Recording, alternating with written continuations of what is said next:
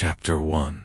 The Arrival of the Silver Train. It was during the wet autumn of 1989 that I first heard about the case of money case so singular in its circumstances and so disturbing in its consequences that even today, years later, I still shudder at the thought of it. Without Holmes's implacable logic and the serene lucidity with which he pursued the truth through a labyrinth of shadows, this case might have been among the unsolved mysteries that sometimes tarnish the otherwise brilliant course of his career. It was a gloomy evening, the fog having enveloped Baker Street in that thick mist so peculiar to London at the end of October. The gas lamps, with their yellowish glow, pierced the mist, and the sound of hooves on the cobblestones was now only a ghostly echo. Holmes sat opposite me by the fire, his long sinewy fingers curled under his chin, his sharp gray eyes half closed but alert beneath his arched brows. I was trying, without much success, to take an interest in an article on tropical diseases when I noticed my companion watching me with an air of quiet amusement. "You're bored, Watson," he said, with that abruptness which characterized him as much as his precision. "I admit it," I replied, folding the paper. "London has been strangely dreary lately. Even the Times seems to find themselves without scandal." Holmes smiled slightly. "You mistake silence for inactivity, my dear friend. Crime doesn't always make itself known through the press. At this very hour, tragedies are unfolding in the shadows of this city, tragedies which, if the newspapers got wind of them, would make your tropical diseases disappear from the moon." "And yet," I said, "you haven't left Baker Street for the last 3 days. You too must find this quiet somewhat unbearable." He chuckled. "You're doing me a disservice, Watson. I've been far from inactive. Look." He took a small envelope from the mantelpiece and, emptying its contents onto the table, he showed a pinch of grayish dust. "You can see, I think, that these are ordinary ashes?" he asked. "It would seem so," I said. "Ah, but appearances are, as always, deceiving. This, my dear Watson, is a residue of burnt silk, one of the most singular combustibles known to science. It was collected, not without difficulty, from a set of brass buttons that had belonged to a certain dock-keeper. The implications of its presence there are, I assure you, far from negligible. What case is this about?" "None that will cause you any trouble." "A smuggling case, of no intellectual interest," said Holmes lightly, brushing off the dust. "Nevertheless, it kept me usefully occupied." I was about to ask more questions when Mrs. Hudson came in, carrying a map on a tray. "A gentleman wishes to see you, Mr. Holmes," she said. "He says it's urgent." Holmes took the map, glanced at it, and raised his eyebrows. "Teach him a lesson, Mrs. Hudson." The name on the card was Sir Geoffrey Stratton, Baronet and Devon. Before the man entered, I had already pictured him as a country gentleman with an exuberant air, the kind they call Holmes when horses disappear or footmen turn dishonest. But the man who entered our drawing-room was of a completely different nature. He was tall, thin, and angular, his face pale, marked by lack of sleep and anxiety. His clothes were of good quality, but disheveled, as if he had put them on in haste. His gloved hands were visibly trembling. "Mr. Holmes," he began, his voice hoarse with fatigue, "please excuse my intrusion at this late hour, but I desperately need your help. A terrible event has occurred, something so inexplicable that even the authorities themselves are completely baffled." Holmes indicated the armchair by the fireplace. "Come to your senses, Sir Geoffrey. You are among friends. Please, explain your case from the beginning." The baronet sat down, ran a hand over his forehead, and took a deep breath before speaking. "Have you heard of silver? Star Express. This is the newest and most luxurious train on the Southwestern Line, fully decorated with silverware, and intended for the exclusive service of certain distinguished passengers between London and Southampton. I've heard about it, said Holmes. A marvel of modern engineering. Exactly. Its maiden journey took place last week. I was among the directors invited to attend its second journey last night. The train left Waterloo at precisely 9 o'clock. There were 15 people on board. The driving crew, a conductor, 3 attendants, and 9 passengers. And, asked Holmes, in a soft voice. Sir Geoffrey's voice broke. When he arrived in Southampton this morning, the last carriage, double quotes, silver curret, was empty. Empty, I repeated. You mean the passengers have left? Not just the passengers, Doctor. The whole car had been sealed before the departure. Yet, when the train arrived, the door was locked, the windows intact, and all the passengers, all the souls on board, had vanished. Vanished, gentlemen, as if the night had swallowed them whole. A silence settled in which I could hear the faint hiss of the gas and the ticking of the clock on the mantelpiece. Holmes leaned forward, the old glint of excitement shining in his eyes. Are you certain, Sir Geoffrey, that the stagecoach was sealed?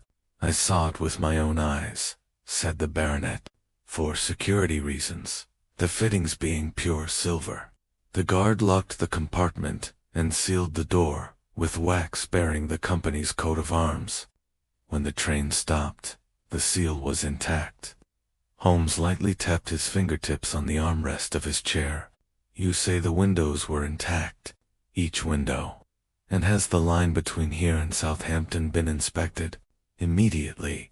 No siding, no tunnel, no branch line could explain such a disappearance.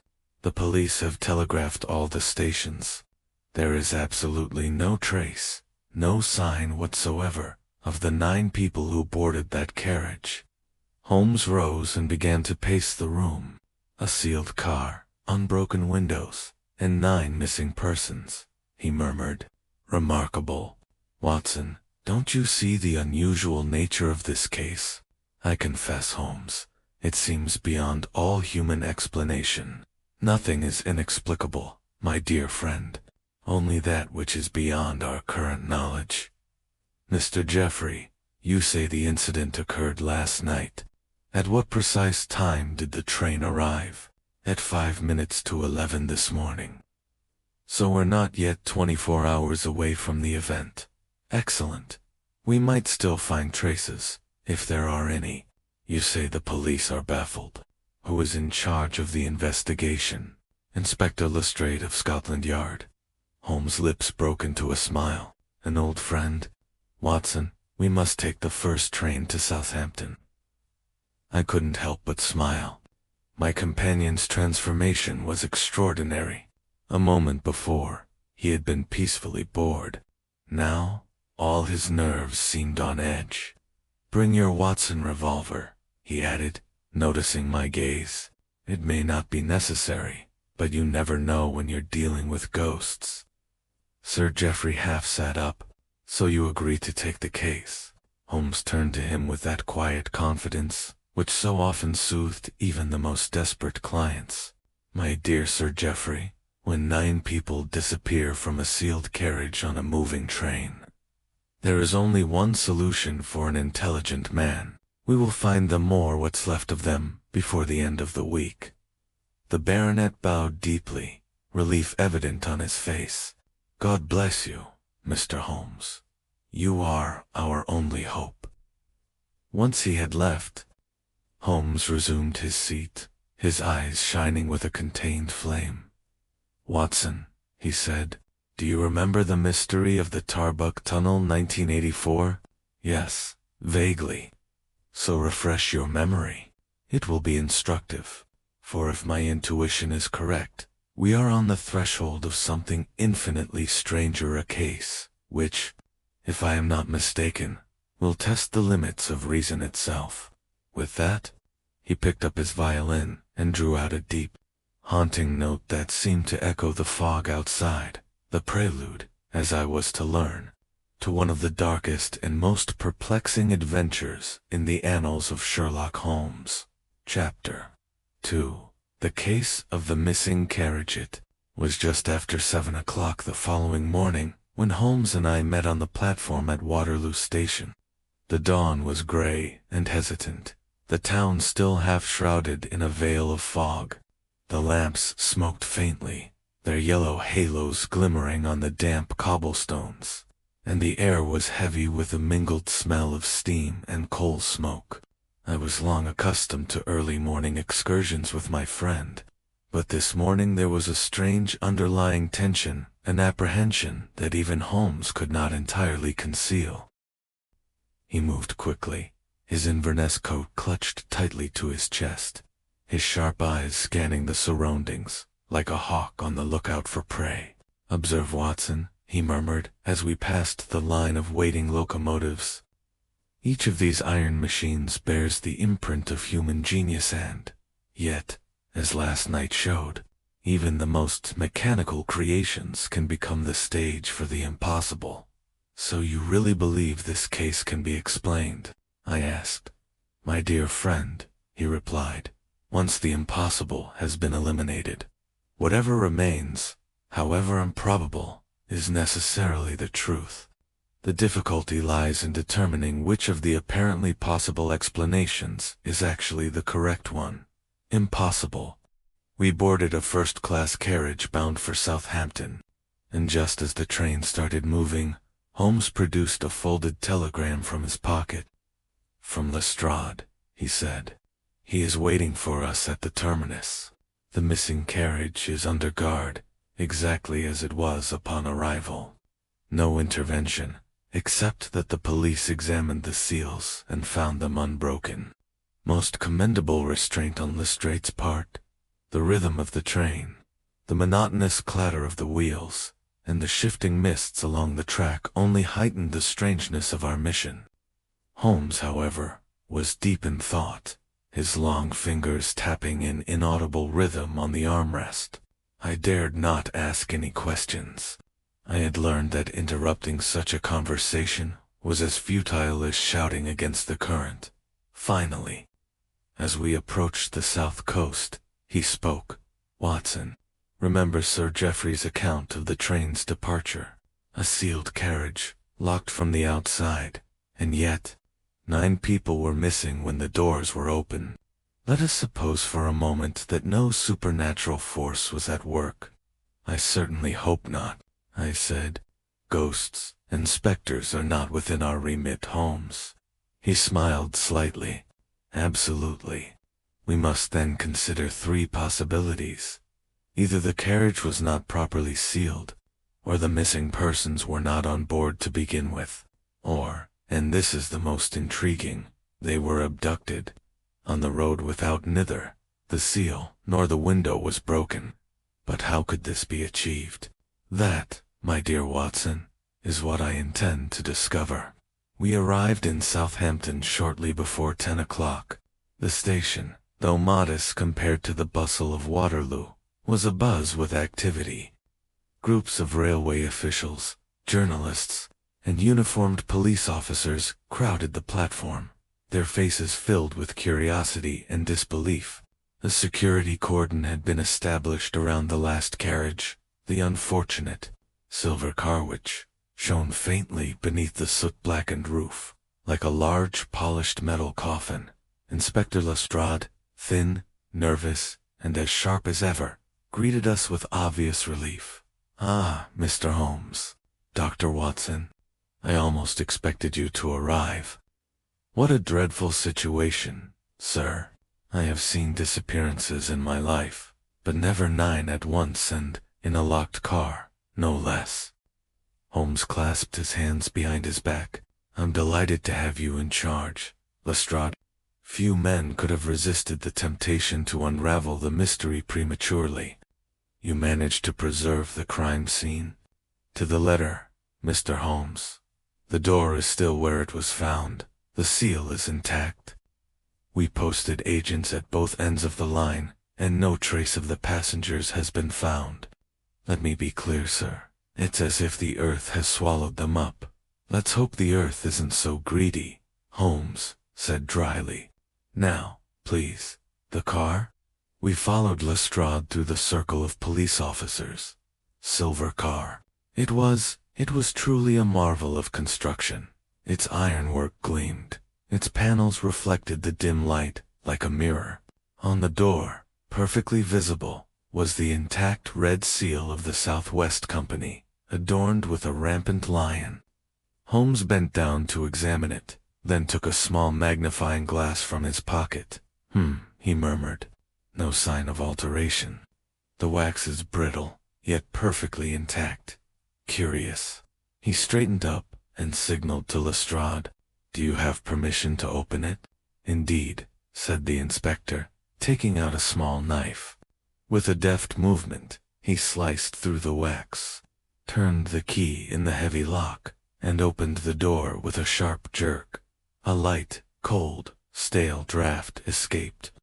The interior, gleaming silver and velvet, was arranged as a compartment for 9 people, each seat adorned with an embroidered coat of arms. In the center, a table was set with wine glasses and an unfinished card game. It looked like a gathering interrupted in the middle of entertainment, yet there was no sign of a struggle, no overturned chairs, no violence. Holmes entered, his piercing gaze scanning every surface. I followed him, noticing how the silence in the place seemed almost oppressive. You see, Watson, he said softly, the lamps are out, although the wicks are clean. So they were deliberately extinguished, not burned. And here, he pointed to the rug by the far window. Do you notice this slight discoloration? It appears to be soot. No soot, metallic dust, perhaps filings, silver, or perhaps iron. We're going to run some tests. He approached the window and examined the bolts with meticulous attention. Intact, he murmured. And yet, ... What's this? With his lens, he scrutinized the lower frame, where I could only make out a very faint trace. Grease, Watson, machine oil, judging by the smell. And here, on the windowsill, a thin mark, like one left by a thread or cord. Remarkable. Lestrade looked perplexed. You think they were taken out through the window, Mr. Holmes? Impossible. The glass is intact. Holmes smiled slightly. The impossible, Inspector, is nothing more than the unexplained. Tell me, what about the passengers? Who were they? Lestrade consulted a notebook. 9 names, sir. Sir Geoffrey himself was supposed to occupy the front seat, but he left the train before departure.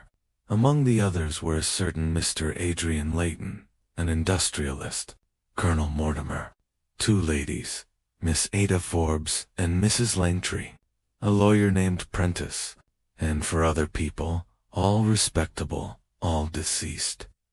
Holmes nodded distractedly, continuing to examine the interior. And their luggage, still in the baggage car, undamaged. Holmes crouched down abruptly and examined the floor. Watson, bring the lamp closer. Do you see these scratches under the seat? Fresh, and yet no trace of dirt on the carpet. This suggests movement beneath the surface. Hollow, perhaps. He tapped the floor lightly. A dull, resonant sound answered him. There's a false compartment here. The question is whether it concealed what was hidden, or what was taken.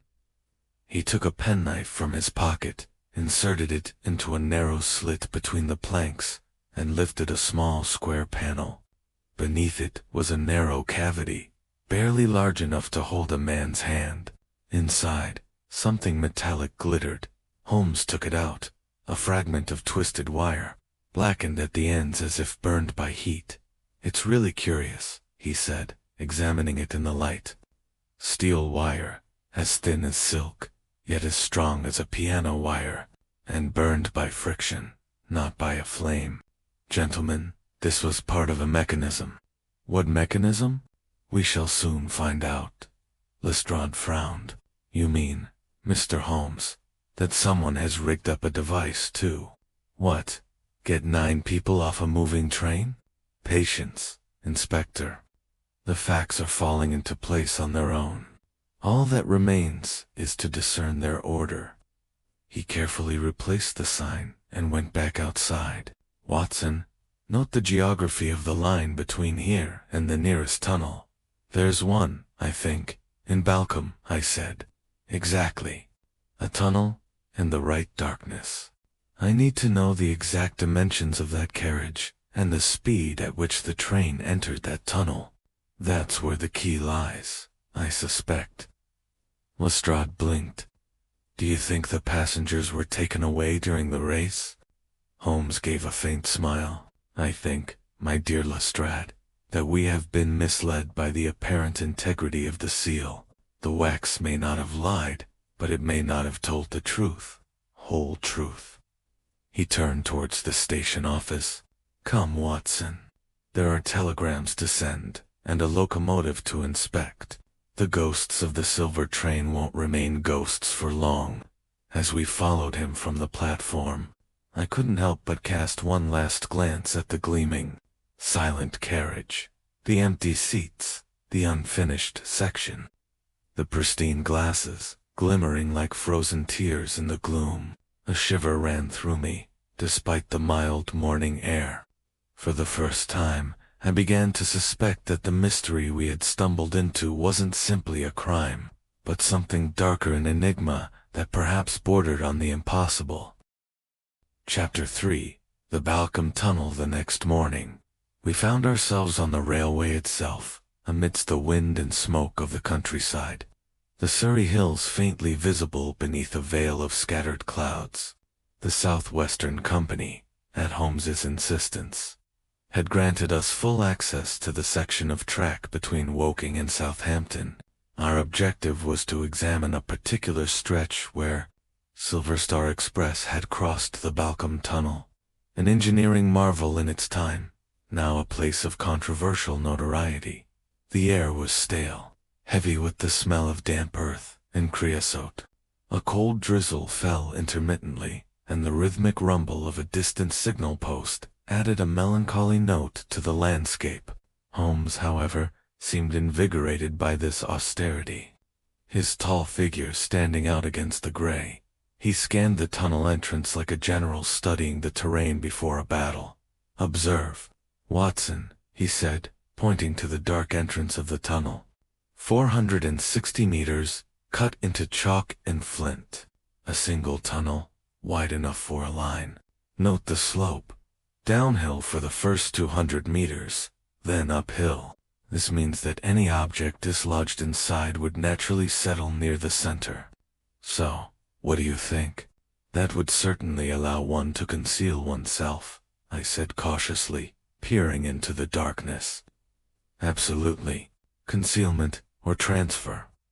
He took a folded piece of paper from his pocket. Here I have the train's timetables and speed reports, kindly provided by the company's chief engineer. Silver Star. He enters the tunnel at precisely 10:06 p.m. at a speed of 55 kilometers per hour.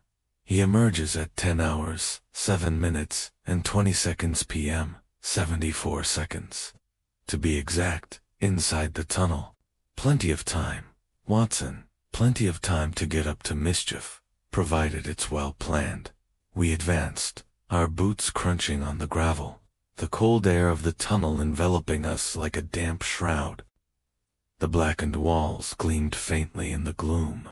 Holmes stepped forward with his lantern, examining each side with meticulous care. "Huh," he exclaimed at last, stopping abruptly. "Here, Watson, are your eyes, please?" I approached. On the wall, at shoulder height, I saw a series of fine scratches, extending horizontally for about 60 centimeters, and ending with a small round indentation in the masonry. "What do you deduce from this?" Holmes asked in a low voice. "The marks are fresh, like metal on stone," I said. "Perhaps from a tool." "It's not a tool, Watson. It's a device. Observe the spacing. These scratches are too regular to be accidental. I imagine they were made by something sliding laterally along the wall, perhaps guided by some kind of rail. And that indentation. Do you see the slight residue inside? Grease, mixed with carbon. A wheel, most likely, or a pulley. He sat up, his eyes shining. We're beginning to glimpse the silhouette of our ghost. I must admit I didn't understand it at all. You mean a mechanism was attached to the tunnel itself?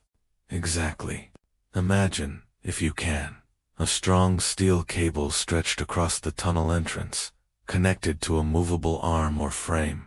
At the precise moment the train entered, this arm could have hooked onto a part of the carriage, a hook, for example, or a latch, thus establishing a connection invisible to the passengers.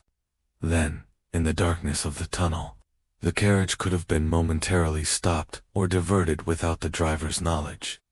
I stared at him, stunned. Holmes, that would surely have derailed the train. He smiled slightly. Not if the mechanism was programmed and built with precision. Imagine a device not to stop, but to pull a side switch, momentarily guiding the rear carriage to the side. An extraordinary feat, certainly, but not beyond the reach of a determined engineer's genius. But the road has no bypass here, I objected. Holmes knelt and brushed the gravel aside with his gloved hand. Half buried beneath it lay a flat, curved piece of rusted iron, pierced with bolt holes. He examined it with intense pleasure. No siding is visible today, he said, but there once was. Look at this, an old coupler plate, detached from the ballast. The Southwestern Company removed a siding at this spot 5 years ago, according to the engineer's records. The masonry shows evidence of more recent work. Someone, Watson, unearthed a fragment of this forgotten track and used it. I felt a first shiver of understanding. So, it's possible that the carriage did indeed detach inside the tunnel. Detached, then replaced, Holmes corrected, rising. A second car, outwardly identical, could have replaced it. The seals, the accessories, everything could have been copied. When the train emerged, the real one, silver car with its passengers had disappeared, and a fake one had taken its place. It was such a bold, audacious theory that I was momentarily speechless. But to what end? To kidnap 9 people. What conceivable motive could there be? Holmes's expression became more distant. That, my dear friend, is the question that remains. But, ... How Schuldpriest the why with come? We need to examine the other side. We walked through the tunnel from end to end, finally emerging into the dim light on the other side. There, on a small hill, we spotted a solitary figure, a level crossing keeper in a worn uniform, who greeted us nervously. "Excuse me, gentlemen," he said, "but are you from Scotland Yard?" Holmes handed him a card. "Consulting detective, Mr. Sherlock Holmes. This is my associate, Dr. Watson. Were you on duty the night of the 28th? Yes, sir. I was stationed here on company orders. We always keep a man at each end when the express train passes. Did you notice anything unusual?" The man hesitated. "Well, sir, it's difficult to say. The night was pitch black, you understand. But just as the train entered the tunnel, I thought I saw a glimmer just for a second, like a spark on the wall. I thought it was the reflection of a lantern. Then, barely 5 minutes later, I heard a distant metallic sound, as if metal had struck stone. But when I looked, there was nothing." Holmes narrowed his eyes. "And the noise? Did it come from inside the tunnel?" "Yes, sir. Weak, but clear. Like a machine in motion." "Excellent. You've been very helpful. Please refrain from speaking to anyone else during this conversation." The man nodded, visibly relieved to be dismissed. Holmes remained motionless for a moment, lost in thought, his gaze fixed on the dark opening behind us. Sometimes, he said finally. I'm almost ashamed of the simplicity of my own profession. We're not dealing with ghosts here, Watson, but with men of steel and calculation. The so-called ghost of the silver train is not a ghost. He is the product of cunning and hard work. We made our way back to the waiting carriage. So you think the passengers are still alive? I asked. Holmes's voice was low. It's possible. A group of such distinguished individuals might have been worth more alive than dead to someone. But listen to me carefully, Watson. The execution of this plan required foresight, resources, and money. It's not the work of an ordinary criminal. He stopped abruptly, his piercing gaze sweeping the surrounding field. You see, over there, beyond the embankment? That narrow path, half overgrown with weeds. I followed his gesture. A barely visible path, little more than 2 ruts, led away from the line and disappeared into a thicket of dark trees. Holmes strode towards it, bending down from time to time to examine the ground. Wheel tracks, he said. 2 sets, one narrow, one wide.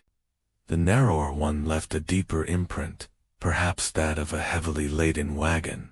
And here, look, Watson, grease stains on the grass, fresh axle oil. They led from the tunnel entrance to this wood. We continued our journey through the dripping branches until we reached a small clearing, dominated by a half-ruined barn. The place looked like it had been abandoned for a long time, but its hard-packed earth floor bore undeniable traces of recent activity. Footprints, broken planks, and a pile of tarpaulins thrown on the ground. Holmes quickly bent down and picked up a fragment of fabric. It was silver-gray satin, the stagecoach's coating silver. Watson, the missing carriage was brought here. Stripped, perhaps modified. This barn served as its workshop and burial place. He murmured. He stood up, his eyes shining with that intense intellectual joy I had only ever seen in him when a mystery yielded to his research. We're finally on the right track, but caution is advised. Our adversaries are engineers, not fools. It could be dangerous to continue the investigations without preparation. You mean armed men, perhaps? Or worse, men who think with wires and wheels. Come now, let's go back to London. I have a name on my lips that I haven't yet uttered, but I must confirm it before going any further. And that name? I asked. He looked at me gravely. The one I hoped never to hear from again. Colonel Sebastian Moran. That name, linked to betrayal and the menacing shadow of Professor Moriarty, chilled me to the bone, even more so than the dampness of the tunnel. For if Holmes's intuition proved correct, the ghost of the silver train was merely the prelude to a plot more terrible than anything we had faced before. Chapter 4. The Prime SPTIT was late afternoon when we returned to Baker Street. The fog was already creeping back into the narrow streets, like a living thing. The journey back from Balcombe had been in almost uninterrupted silence. Holmes, huddled in a corner of the carriage, had wrapped himself in his coat and seemed lost in a whirl of internal calculations. Only once, when I asked him if he thought Moran was behind the affair, did he deign to reply. One must not mistake an echo for a voice, Watson. A man's shadow can linger long after he is gone. Upon our arrival, we found a letter waiting for Holmes, delivered by a special messenger and bearing the seal of the Southwestern Railway Company. He opened it without a word, and a thin, cold smile touched his face as he read. From the company president, he said. Sir Geoffrey Stratton's superior, Mr. Eustace Fenwick. He asks me to present myself at their offices in London to discuss certain delicate revelations affecting the company's honor. Curious phrasing, Watson. When one speaks of honor, one usually thinks of scandal. Do you suspect the company itself? I asked. I suspect someone. That's exactly what I was thinking, he replied. A project of this scale could not have been completed without in-depth knowledge of the timetables, the rolling stock design, and the line's route. This expertise is reserved for a select few engineers. One of them, I imagine, was particularly diligent. The offices of the Southwestern Railway were in a handsome building near the Strand, a monument of brass and chandelier, imbued with prosperity and a faint scent of coal tar varnish. We were greeted by an alert secretary and soon ushered into a large meeting room where 3 gentlemen were waiting for us. Sir Geoffrey Stratton, pale and anxious as before; Mr. Fenwick, a stout man with the sharp eyes of a financier; and a third, younger man, with a hard, clean-shaven face and the watchful expression of one accustomed to commanding. This last man, I learned, was Mr. Edward St. Clair, the company's chief engineer. Holmes bowed slightly during the introductions, then took the seat offered to him, without ever taking his eyes off St. Clair's face. "Mr. Holmes," Fenwick began, "we are deeply grateful for your prompt intervention in this terrible affair, the loss of the car silver. This has placed us in an extremely delicate situation with the public, not to mention the families of the missing passengers. Sir Geoffrey informs me that you have already made certain discoveries." Holmes inclined his head. "Some, though they are still unfinished. But before going any further, I would be grateful if you could provide me with some technical details. Mr. St. Clair, you supervised the construction of the Star, I believe. Money?" "Yes, I did it," the engineer replied curtly, "from the first rivet to the final polishing." "So you confirm that the last carriage was sealed before departure, using a wax imprint of the company's coat of arms?" "Certainly, and that no modification or substitution could have taken place on the line without your knowledge." St. Clair gritted his teeth. "Impossible. Every car has a numbered plate, checked before each trip. I would be risking my professional reputation." Holmes' eyes gleamed. "Ah, but reputation, like seals, is not immune to skillful imitation. I have reason to believe that the carriage that arrived in Southampton was not the same one that left Waterloo," Fenwick began. "A replacement? Absurd." Holmes turned to him with quiet confidence. "Absurd, perhaps, but true.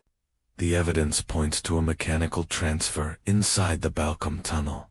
I've found traces of an old siding, removed years ago, but recently reinstated.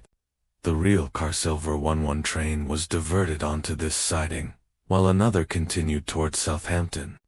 The question, gentlemen, is not whether this happened, but OMSA made this possible." All eyes instinctively turned toward St. Clair. The engineer's face had paled, but his expression remained defiant. "Are you accusing me?" he snapped. "I've dedicated 15 years to this company. You think I would risk my career for, what, a kidnapping?" Holmes remained calm. "Not necessarily you, Mr. St. Clair, but someone with your knowledge. Allow me a question. Were you aware that the old maintenance canal under Balcombe wasn't entirely demolished, but simply sealed?" St. Clair hesitated, and in that pause I saw Holmes's gaze sharpen like a blade. "I believe so," the engineer finally admitted. "The records mention it. But the tunnel was dangerous. We abandoned it years ago. Yet someone reopened it," Holmes said in a low voice. "Someone who had access to the engineering plans." Fenwick intervened irritably. "That's absurd. Our plans are locked away in the company's vaults." "Then perhaps," said Holmes, "you will show me the vault." We were led down a narrow staircase to a basement lined with metal filing cabinets and massive wardrobes. The air was thick with the smell of dust and oil. An employee, pale with nervousness, opened a large safe and removed a voluminous folio bound in blue leather. St. Clair took it reverently. "Here are the plans," he said. "Every line, every measure. Holmes examined them quickly, tracing the intricate network of rails and tunnels with his finger. Then he stopped abruptly. "You see, Watson, here, to the side, is the connecting track in question. Notice how it terminates beneath the chalk embankment, marked abandoned 1884. But here, what does this annotation in red ink mean? Temporary access maintained for repair work, 1888. Signed ESC. St. Clair turned scarlet. It was a routine procedure. We reinforced the tunnel wall after a collapse. I ordered a partial reopening for inspection." "Indeed," said Holmes. "And who else but you possesses a key to the store of equipment used in this operation?" "Person." Holmes' voice was low. "So perhaps you can explain why I found, at the tunnel's site, a piece of coupling plate bearing your initials and the date of manufacture, barely 3 months after it was made." The silence that followed was palpable. Fenwick stood up, agitated. "My God, St. Clair, what is this?" The engineer lost his temper. "That's true," he said hoarsely. "I repaired the siding at the request of a private investor. He claimed the company might want to reopen a freight line for transporting ore. I was paid for the design, nothing more. I never imagined it would be misused." Holmes' tone hardened. "The investor's name, please." I don't know his real name. He called himself Mr. Gruner." At that name, Holmes started abruptly, and I saw his eyes light up with a dark recognition. "Gruner," he said slowly. "Baron Adalbert Gruner, the Austrian art collector. I thought him dead for 3 years." Fenwick frowned. "Do you know this man?" "Intimately," replied Holmes. "He frequented the circle of Professor Moriarty, an ingenious but unscrupulous swindler, expelled from Vienna for fraud and suspicion of murder. Now that he should appear, with sufficient means and money, to have 9 passengers kidnapped. The pattern is becoming clearer." "So St. Clair was his tool," Fenwick declared angrily. "We'll have him arrested immediately." Holmes raised his hand. "No, sir, not yet. Mr. St. Clair is guilty of negligence, not conspiracy. The true instigator is still at large, and if my intuition is correct, we have not yet seen the end of his work." He turned abruptly to the engineer.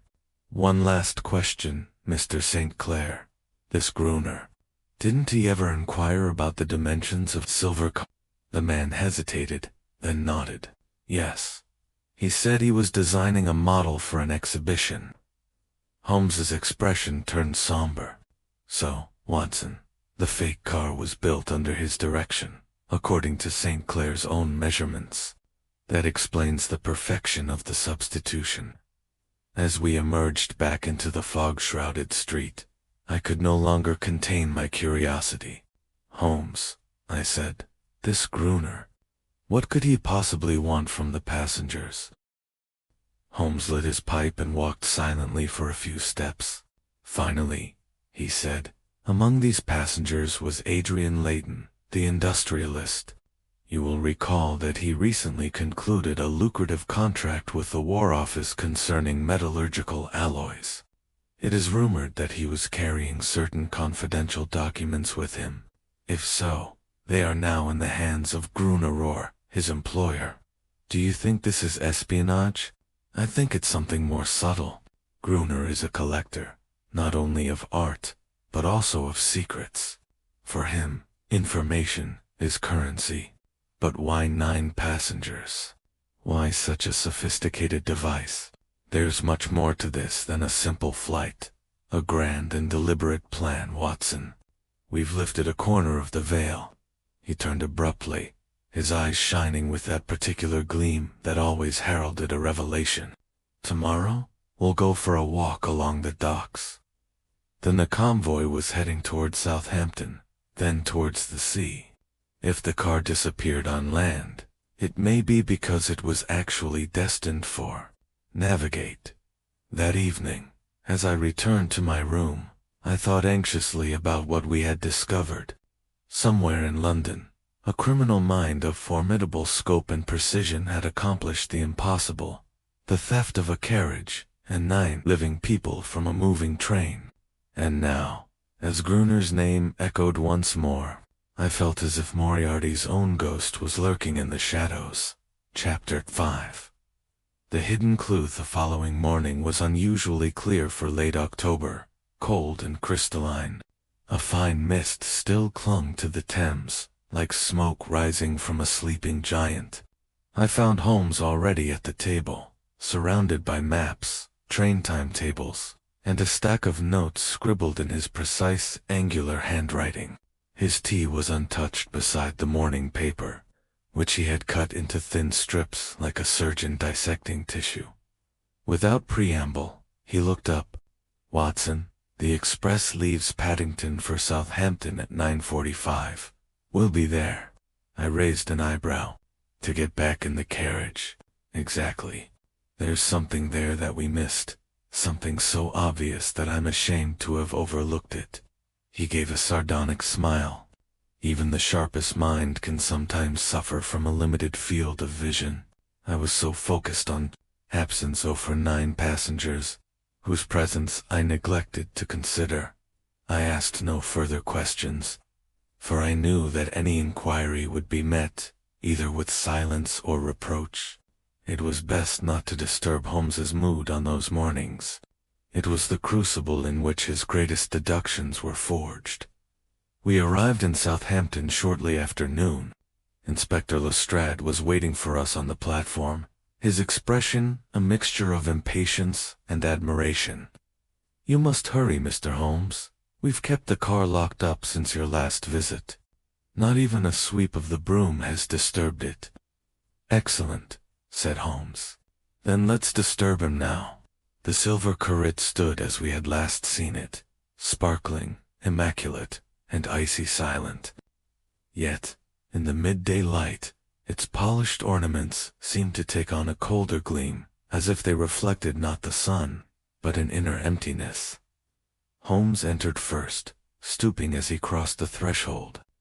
He moved unhurriedly, brushing his fingers against a cushion here, the edge of a mirror there, his gaze shifting nervously. Lestrade and I followed him. "Tell me, Inspector," he asked, more seriously, "has the guard's inventory been checked? Have any items been removed or added?"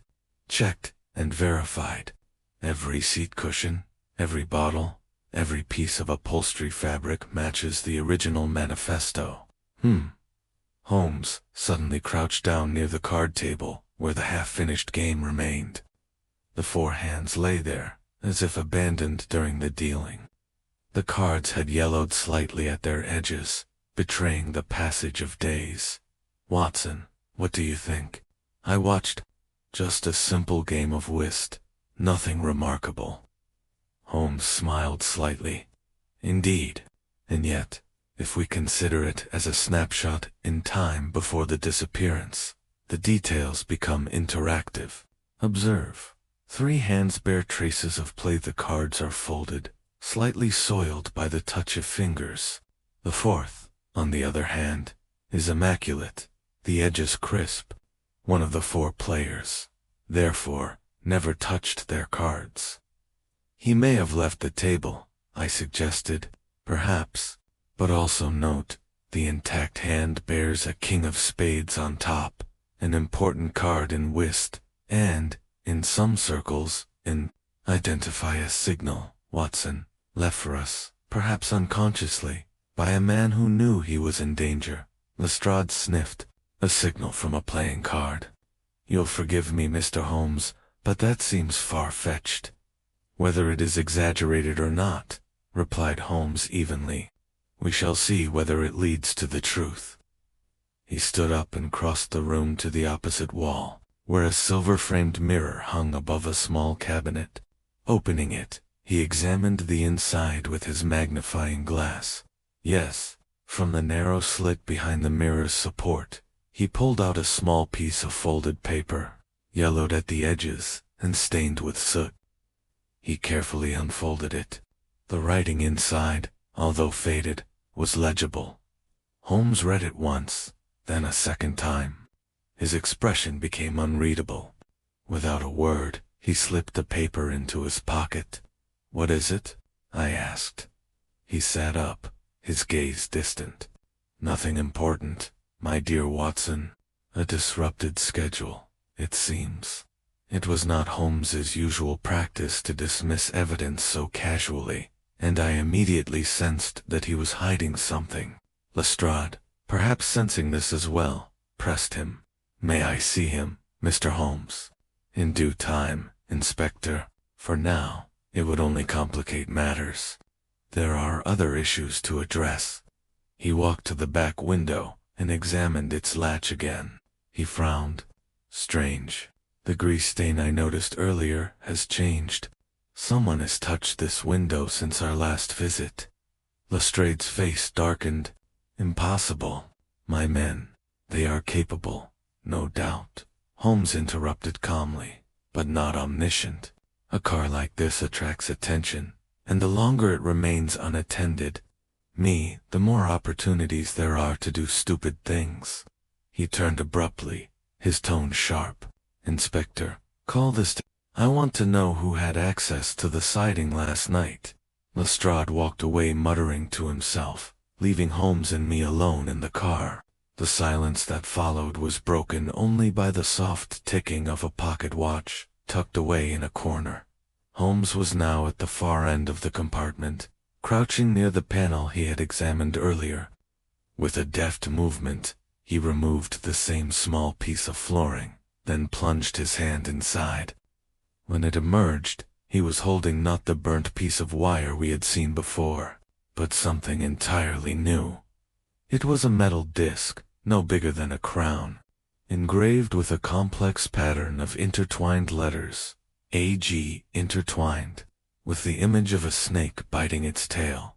Holmes examined it for a long time, then discreetly slipped it into his pocket, next to the scrap of paper.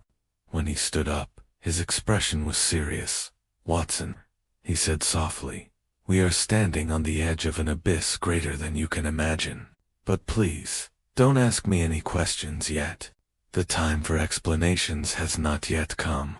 I was about to protest when Lestrade returned, accompanied by a station employee with a red face and wearing a railway worker's cap. "This man claims to have seen a stranger near the exterior cladding last night," the inspector announced. "A scribe," Holmes ordered. "A tall gentleman of foreign appearance, who was limping. He said he worked for the company. He had a signed document and everything. He spent 10 minutes walking around the carriage. Then he left through the south door." Holmes's eyes gleamed. "A limp, you say? And a stranger?" "Yes, sir. German or Austrian, I would say." Holmes nodded slowly. "That will be all." When the man left, he turned to us. "Lestrade have all ships leaving Southampton for the continent watched. A telegram will follow with precise instructions. If my calculations are correct, the name on this pass was Gruner." The inspector's eyes widened. "So he's here, in England, without a doubt. And if I'm wrong, be prepared to leave. But you mustn't alarm it prematurely. The spider weaves its web best when it believes it to be invisible." Holmes cast one last glance around the car, his expression unreadable. Then, with an abruptness that surprised both Lestrade and me, he declared, "Gentlemen, the inspection is over. Close the car doors again, and do not allow anyone to enter until I give my permission. More M. Holmes." "No questions, please," he said curtly. "Our prey is intelligent, but not infallible. The slightest tremor in the web will betray it." We returned to London on the evening train.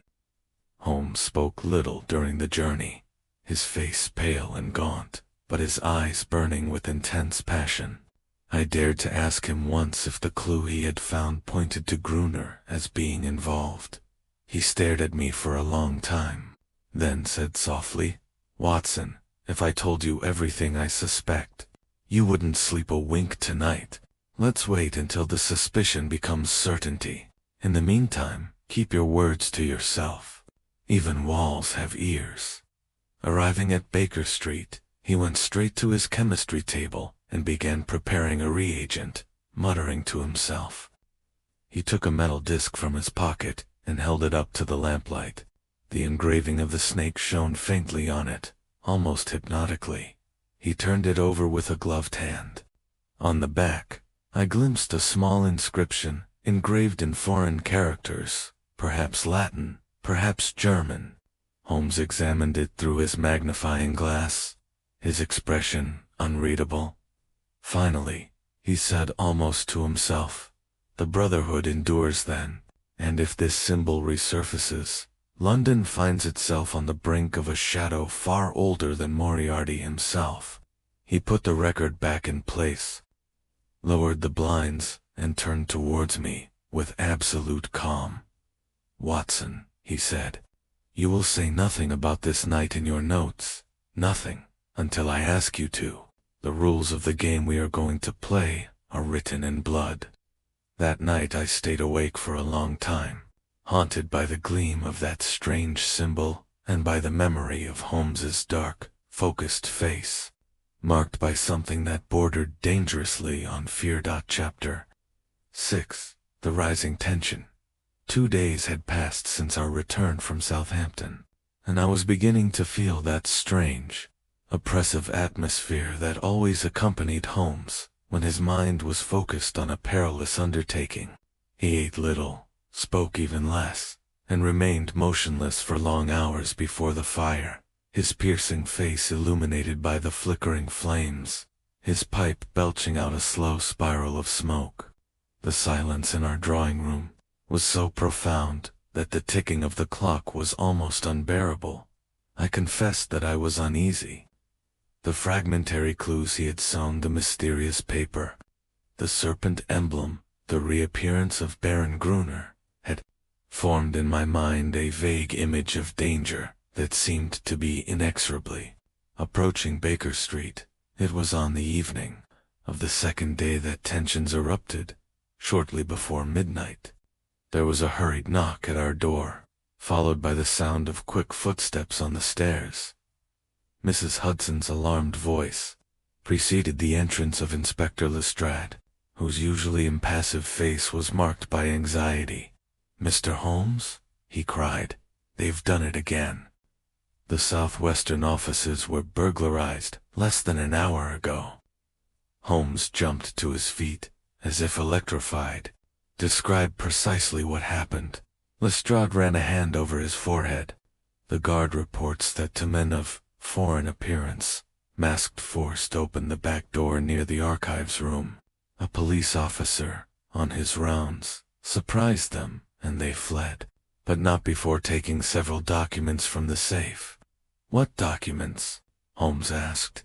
"The atop engineering plans money the line," Lestrade said somberly, "including the original sketches of the missing car." Holmes let out a sigh. "So they confirm what I already suspected. This is not an isolated crime, Lestrade, but a campaign of cover-up. Our adversaries are burying their tracks, document after document, witness after witness. Witness?" I asked. Holmes turned to me. "Yes, Watson. I telegraphed St. Clair this morning to obtain some details. His reply has not yet arrived. I fear that is no coincidence." Lestrade seemed uncomfortable. "Do you think St. Clair is in danger?" "I think," said Holmes in a gentle voice, "that danger has already found him." Half an hour later, we were speeding through the lit streets of London in a cab, the cold air whipping our faces. The fog had thickened again, clinging in folds to the narrow alleyways and enveloping the lampposts in a dull golden halo. Holmes, his back straight, the brim of his hat turned down, stared at the dark road stretching out before him. "Observe the sequence, Watson," he said, almost to himself. "First, the disappearance of 9 people, including a statesman. Then, the theft of all the plans relating to the train. And now a second intrusion, targeting the same documents. Each step, you see, removes a layer of traceability. Whoever commands these agents doesn't want the world. Remember that the silver train never ran. But to what end? I exclaimed. No one could hope to erase an event of such magnitude. He gave a faint smile. You underestimate the power of silence, my dear fellow. History is written by those who control its memory. If Gruner, whoever employs him, manages to destroy the evidence, silence the witnesses, and derail the investigation, this whole affair will become a myth, a ghost train. In short, we arrived at the Southwest offices and found the scene chaotic. Police officers, lanterns in hand, were coming and going. One officer was guarding the smashed-in entrance. Inside, the long corridor reeked of burnt paper and oil. The archives room itself bore the marks of a hasty but methodical search. Drawers forced open, files scattered. The large iron safe wide open like the jaws of a ferocious beast. Holmes immediately went to the safe and bent down to examine the blackened edges of several charred documents. Partially burned, he murmured, to conceal which ones were stolen. Clever. Here, sir, said an officer, handing him a crumpled piece of paper picked up from the floor. Holmes unfolded it carefully. A few lines were written on it in beautiful foreign handwriting. The balance must be maintained. The Brotherhood does not forget its debt. Bring the serpent's head before All Saints' Day, otherwise the circle will close. Lestrade whistled. But what the hell does that mean? Holmes's face had paled, his eyes fixed on the cursive writing. This means, he said slowly, that we have less than 48 hours before the next action, and that the snake's head is not a metaphor. He sat up abruptly. Lestrade, I need 2 men stationed at St. Clair's immediately. He is the next link in the chain. The enemy will not remain undefeated. The inspector nodded and hastened to give orders. Holmes remained motionless for a few moments, staring at the smoking remains in the safe. Then, turning to me, he said calmly, Watson, this Brotherhood, these men who use the mark of the serpent is not unknown to me. Their roots run deep in the continental underworld. They were once allies of Moriarty, before his downfall. I thought they were scattered, their network dismantled. It seems I was mistaken. Do you think Gruner is running them? Holmes shook his head. No. Gruner was never anything more than a collector, a vulture feeding on the spoils of greater predators. There's another mind behind all this, a strategist. The way they conceal things, the precision of every move, it all bears the mark of a mathematical genius. But we shall see. The following morning confirmed Holmes's fears. A messenger arrived breathless at Baker Street, bearing a message from Lestrade. St. Clair was nowhere to be found at home. His bed was unmade. His housekeeper stated that he had left late the previous evening, after receiving a telegram, and had not returned. Holmes read the note, crumpled it in his hand, and said nothing. Then, with a sudden movement, he struck the fireplace with his palm. They've got it, I started. But how could they have reached him so soon? He turned to me, his eyes blazing. Because, Watson, they were expecting, ... me. Every action we have taken since Southampton has been closely monitored. The message received at the office was not a warning, but a proclamation. The fraternity is now acting openly. He paced the room, his hands clasped behind his back. We must turn our own strategy against them. They rely on the darkness. Let's shine a light on them. Lestrade will issue a statement, naming St. Clair as the prime suspect in the disappearance of the car. That will set them off. I stared at him.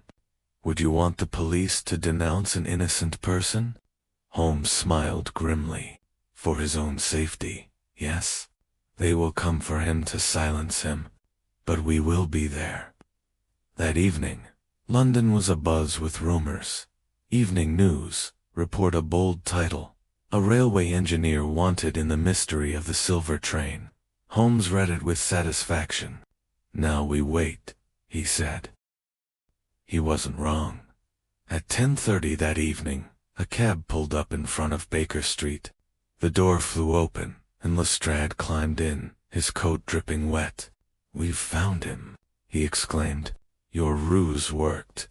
A man matching St. Clair's description tried to get on a ship at Tilbury under a false name. He was stopped by two strangers and arrested by our men. "Alive?" asked Holmes.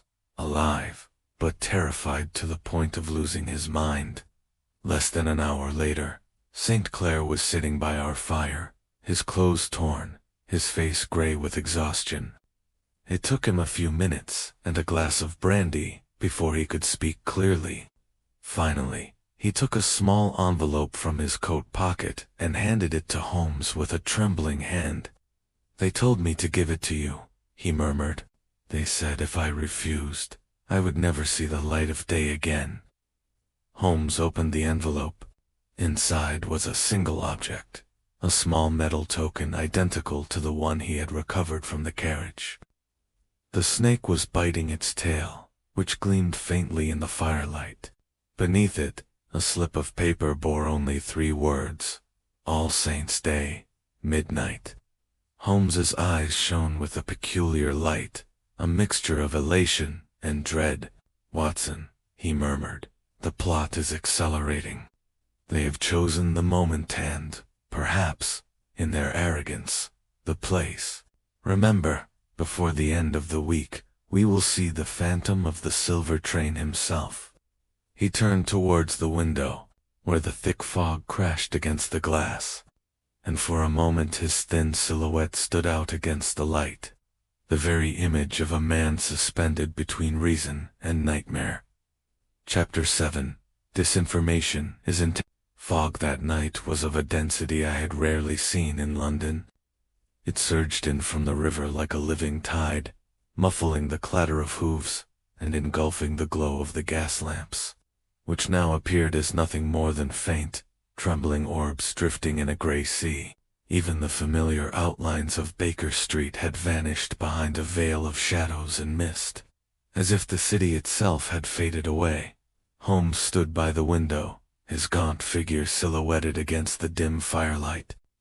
He hadn't spoken for nearly an hour, except for occasional murmurs as he consulted the enigmatic scrap of paper recovered from St. Clair, the one bearing those fateful words, All Saints' Day, midnight. I watched him in silence. The events of the days preceding the missing train, the Brotherhood's ominous message, and St. Clair's abduction had all become a confused jumble in my mind. Yet, I suspected, for Holmes, it was a complexly simple equation, requiring only the missing variable. Finally, he turned abruptly towards me. "Watson, have you ever considered how often men only see what they expect to see?" I looked up from my chair. "I suppose that's the flaw we all have in common. Indeed. And it is on this weakness that our adversaries rely. Disinformation, my dear friend, is the soul of crime. We have been deliberately incited to watch All Saints' Day, a place of worship. But think about it. Why should men of machines and cables celebrate their ceremony in a church? So you think the reference is figurative?" Holmes smiled slightly. "It's not a figure of speech. Topographic. There are 3 places in London with this name. All Hallows Barking near the Tower of London.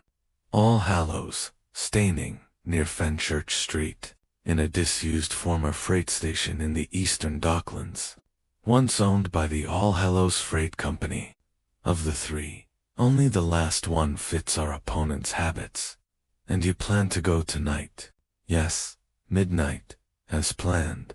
At 11 o'clock, we were on our way, Lestrade accompanying us at Holmes's request, with 2 plainclothes agents in another taxi. The streets grew darker and more deserted as we approached the river. Huge cranes loomed over the quays, like silhouettes in the fog. A strong smell of salt, tar, and rust permeated the air, and the lazy murmur of the Thames reached us like a distant whisper emanating from some powerful, hidden machinery. The Gare de Fret, All Hallows Day, on the other side of a dilapidated brick archway, marked by a half-raised sign, stood a house. Beyond it stretched a wasteland of abandoned warehouses, their windows blackened, their doors hanging from rusted hinges. A single gas lamp flickered at the entrance, its light barely piercing the mist. Holmes went downstairs first and inspected the premises. "Lestrade and his men will stay within earshot," he murmured, "but we'll go on foot. 2 men attract less attention than 4. The courtyard was deathly silent, save for the slow drip of water from the eaves. Our footsteps echoed strangely on the cobblestones. Holmes advanced ahead of me, his lantern protected, his revolver drawn but held concealed. The imposing doors of the nearest warehouse loomed before us, massive, banded with iron, and locked with a heavy chain. Holmes examined the lock, then took a set of fine steel tools from his pocket. In a few moments, the chain slipped almost silently. Inside, the air was even colder. The lantern's glow revealed piles of rotting crates, pieces of rusted rails, and a floor covered in a thick layer of dust, except for a single fresh set of footprints leading inside. "Someone came here tonight," Holmes murmured. We followed the tracks to a wooden staircase that descended into the darkness. At its base was a long, narrow room, half flooded by river seepage. The place may once have served as a loading dock. Now it was littered with the remains of machinery, pulleys, cables, and fragments of rails. And there, in the center, stood a figure.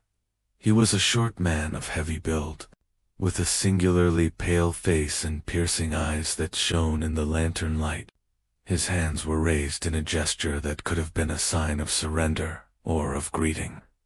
"Good evening, Mr. Holmes," he said in a soft, slightly accented voice. "You are punctual. I was told so." Holmes looked at him coldly. "And to whom do I have the honor of addressing myself?" "My name is Muller," the man replied. "I was an engineer in the service of Baron Gruner." Holmes narrowed his eyes. "Was it?" The man smiled slightly. "The Baron is dead." I jumped, but Holmes's expression hadn't changed. "Really? That's new to me." "He was killed 3 nights ago," Muller said calmly. "By his own masters. They named him that. Balance." Holmes takes a step forward. "Are you talking about the Brotherhood?" The engineer inclined his head. "These are not men to be taken lightly. The Baron sought to profit from the silver train affair. He thought he could sell what did not belong to him. They punished him, and now they will punish you. So why are you here?" Muller's pale face tightened. "Because I'm tired of being afraid. I built their machine. I know their plan. But as soon as I see him again, they'll find me, and—" He broke off, glancing nervously at the shadows. "They're very close, even now." Holmes's voice was like a scalpel, gentle, precise, deadly.